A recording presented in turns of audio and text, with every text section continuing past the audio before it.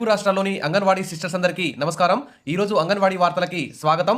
మరి కేంద్ర ప్రభుత్వం నూతన జాతీయ విద్యా విధానం ప్రకారం ప్రీ స్కూల్ని అభివృద్ధి చేయాలని చెప్పి భావిస్తుంది. మరి ఆ తరుణంలో మరి అంగన్వాడీ వ్యవస్థకి లాభం జరుగుతుందా, నష్టం జరుగుతుందా, అంగన్వాడీ టీచర్ల ఆయాలకి జీతాలు పెరిగే అవకాశం ఉందా, మరి అసలు అంగన్వాడీ టీచర్ ఆయా వ్యవస్థకి అసలు మంగళం పాడే అటువంటి అవకాశం ఉందా, అసలు ఏం జరుగుతుంది అనేటువంటి అవగాహన కోసం ఈ వీడియో అయితే చేస్తున్నాను. వీడియో మొత్తం చివరిదాకా వినండి. వీడియో చాలామంది చూస్తున్నారు, లైక్ చేయడం ఖచ్చితంగా లైక్ చేయండి, అందరికీ షేర్ చేయండి. ఎందుకంటే మన అంగన్వాడీ వ్యవస్థకు బలోపేతంగా ఉండడానికి, సమస్యల పరిష్కారం కోసం మన ఛానల్ కృషి చేస్తుంది కాబట్టి తప్పకుండా సబ్స్క్రైబ్ చేసుకొని లైక్ చేయండి. ఇక వివరాల్లోకి వెళ్తే, అంగన్వాడీలపై మోయలేని పనిభారం, గౌరవ వేతనం పేరుతో శ్రమ దోపిడీ, ఇచ్చేది గోరంతా చాకరీ కొండంతా అంటూ మరి ఇక్కడ అదేవిధంగా ఉంది భారతదేశంలో ఉన్న అంగన్వాడీ టీచర్ల ఆయాల పరిస్థితి.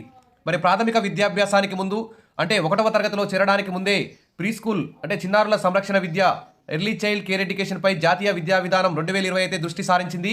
ఈ విధానాన్ని గతంలో ఎన్నడూ అనుసరించలేదు. చిన్నారుల వయసు 6 సంవత్సరాలకు చేరకముందే వారి మెదడు 85% మేర వృద్ధి చెందుతుంది. ఓ చిన్నారి ఆలోచనలు, మేధస్సు, భావోద్వేగ వృద్ధికి ఆ వయసు అత్యంత కీలకమైనదని ప్రభుత్వం అయితే భావిస్తుంది. ఈ క్రమంలోనే ప్రీ ప్రైమరీ తరగతులను అంటే గ్రేడ్ 1కి ముందు ప్రభుత్వ పరిధిలో చేర్చారు.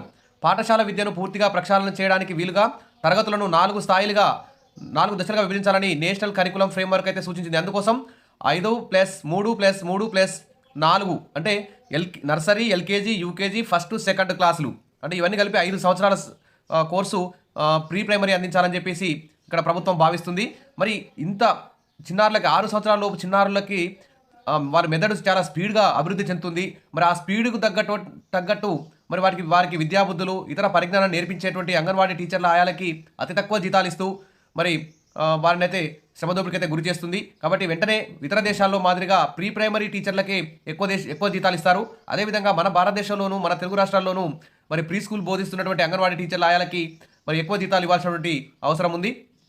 ప్రైమరీ స్కూల్ టీచర్లతో సమానంగా వారికి కూడా జీతాలు ఇవ్వాల్సి ఉంటుంది. ఎందుకంటే వారు కూడా 9 గంటల నుంచి 4 గంటల వరకు తమ యొక్క డ్యూటీలు చేస్తున్నారు. ఇటు ప్రీ స్కూల్ అందిస్తున్నారు, ప్లస్ పైగా మళ్ళీ పోషకాహారం కూడా అందిస్తున్నారు. కాబట్టి వారికే పని ఎక్కువ ఉంది. కాబట్టి వారికి primary school teacher, government school టీచర్తో సమానంగా జీతాలు ఇవ్వాల్సిన అవసరం ఉందని ప్రభుత్వం గుర్తించాలి. ఇక ఆటలతో విద్య, ఇటు ప్రైవేట్ కాన్వెంట్ స్కూళ్లకు దీటుగా భవిష్యత్తులో మరి ఒక స్టాండర్డ్ అయినటువంటి విద్యను బోధించడానికి ప్రైవేట్ ప్రీ స్కూల్స్ క్రమబద్ధీకరణ కూడా ఇది బాటలు వేస్తుంది. ఈ దశలో అంగన్వాడీలను ప్రాథమిక పాఠశాలను విలీనం చేయాలని ప్రభుత్వం అయితే భావిస్తోంది. ఆటలతో కూడిన విద్యను నేర్పడం ఈ దశ యొక్క ప్రత్యేకత. అంటే 6 ఏళ్లలోపు చిన్నారులకు ఇది ఒక ప్రత్యేకమైనటువంటి దశ. అంగన్వాడీ కేంద్రాలకు ఈ విషయంలో ఎక్కువ బాధ్యత అయితే అప్పగించాల్సినటువంటి అవసరం ఉంది. అందుకోసం అంగన్వాడీ కార్యకర్తలకు అవసరమైన శిక్షణ కూడా ఇవ్వాలని ప్రభుత్వం అయితే భావిస్తుంది. ఆ దిశగా ప్రభుత్వం అయితే పలు చర్యలు కూడా ప్రకటిస్తుంది. మరి విధులేమిటి? ప్రస్తుతం 6 సంవత్సరాల కంటే తక్కువ వయసున్న పిల్లలు అంగన్వాడీ కేంద్రాలకు హాజరవుతున్నారు. దాదాపు 2023 డిసెంబర్ 31 నాటికి దేశంలో 3,48,135 మంది అంగన్వాడీ కార్యకర్తలు, 12,23,000 మంది సహాయకులు ఉన్నారని ఇక్కడ గణాంకాలు అయితే చెప్తున్నాయి. మరి గర్భిణీలు, పాలిచ్చే తల్లులు, శిశువులు, 6 సంవత్సరాల వయసున్న పిల్లల కోసం ప్రభుత్వం నిర్వహిస్తున్న వివిధ పథకాలను అయితే ఈ అంగన్వాడీ టీచర్ల ఆయాలైతే నెరవేరుస్తున్నారు. ఇక శిక్షణ కాదు శిక్షే. మరి ఫౌండేషన్ స్థాయిలో అంటే nursery, LKG, UKG, first second class ఇవన్నీ ఫౌండేషన్ లిటరసీ న్యూమరసీ అని ఎఫ్ఎల్ఎన్ తీసుకొచ్చారు. మరి ఈ ఫౌండేషన్ స్థాయిలో జాతీయ విద్యా విధానాన్ని అమలు చేసే విషయంలో వివిధ రాష్ట్రాలు వేర్వేరు పద్ధతులు అయితే అనుసరిస్తున్నాయి. ప్రీ స్కూల్ స్థాయిలో ఆటలతో విద్యను అందించడంపై అంగన్వాడీ కార్యకర్తలకైతే దీర్ఘకాలిక శిక్షణ ఇవ్వాలని చెప్పేసి ప్రభుత్వం అయితే భావిస్తోంది.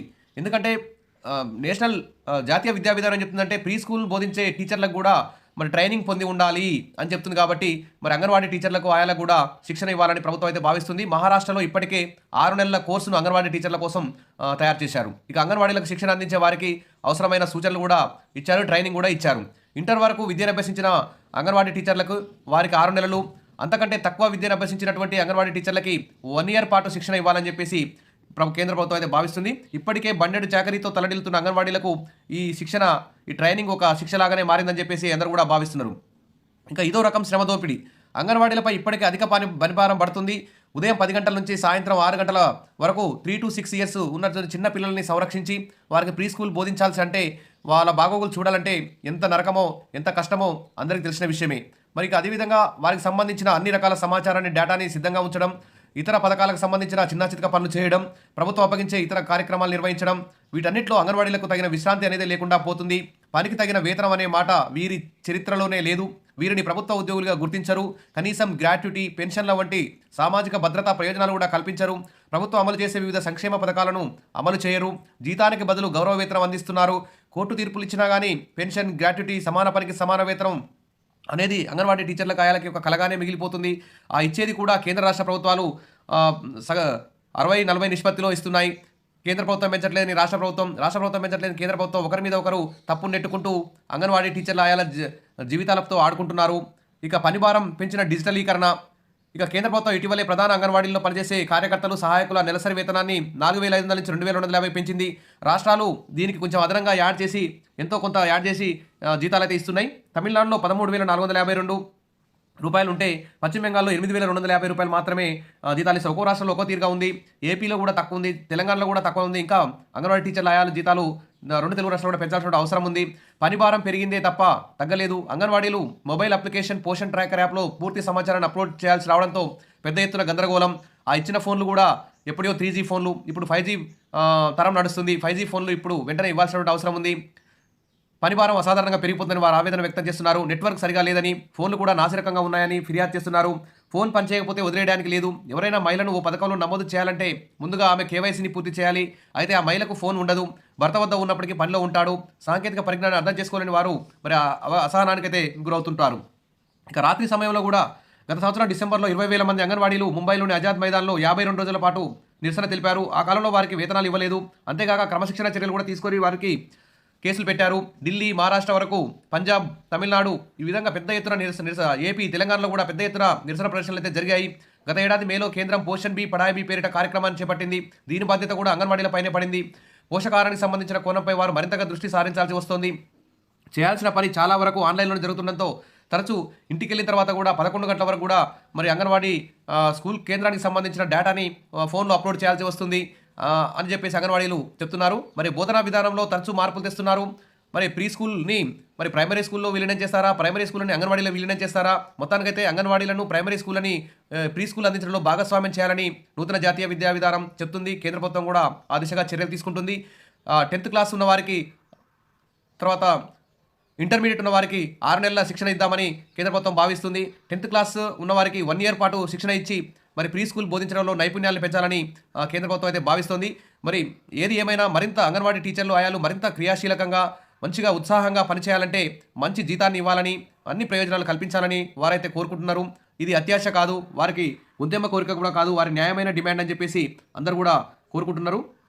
కాబట్టి అంగన్వాడీలపై ఈ మోయలేని పనిభారాన్ని సరే పనిభారానికి ఎంత పనిమైనా చేస్తారు కానీ వారికి జీతమే లేదు, వారి కుటుంబం గడవడం కూడా చూసుకోవాలి, వారి జీవితం కూడా చూసుకోవాలి. కాబట్టి ఇటు అంగన్వాడీ కేంద్రాలని సమర్థవంతంగా నిర్వహించి నూతన జాతీయ విద్యా విధానం ప్రకారం ప్రీ స్కూల్ని మంచిగా అభివృద్ధి చేయాలన్నా, తర్వాత విద్యాపరంగా భారతదేశాన్ని ముందుకు తీసుకుపోవాలన్నా అంగన్వాడీల జీతాలు, ఆయాల జీతాలను పెంచితేనే ఇదొక వారు మంచిగా పనిచేసి ప్రభుత్వం అమలు చేసే ప్రతి పథకాన్ని కూడా అమలు విజయవంతం చేస్తారని చెప్పి కోరుకుందాం. ఖచ్చితంగా ఈ పార్లమెంటు సమావేశాల్లో, ఏపీ తెలంగాణలో అసెంబ్లీ సమావేశాల్లో అంగన్వాడీ టీచర్ల ఆయాల సమస్యలపై చర్చలు జరిపి ఖచ్చితంగా ఒక నిర్ణయం తీసుకుని వారి యొక్క ఆర్థిక సమస్యలను జీతాలు పెంచుతారని చెప్పి కోరుకుందాం.